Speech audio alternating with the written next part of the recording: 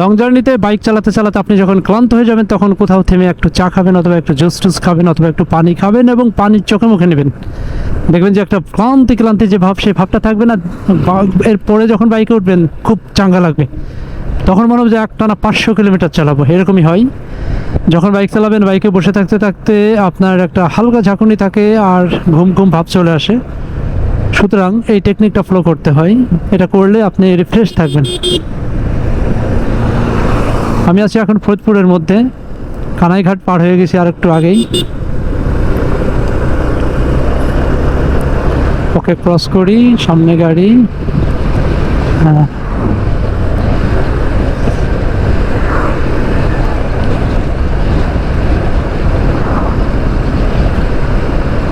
রাস্তাটা এইটুকুই খুব সুন্দর, পুরা রাউন্ড, একদমই রাউন্ড। দেখেন দীর্ঘ সময় ধরে রাউন্ড কিন্তু আছেই।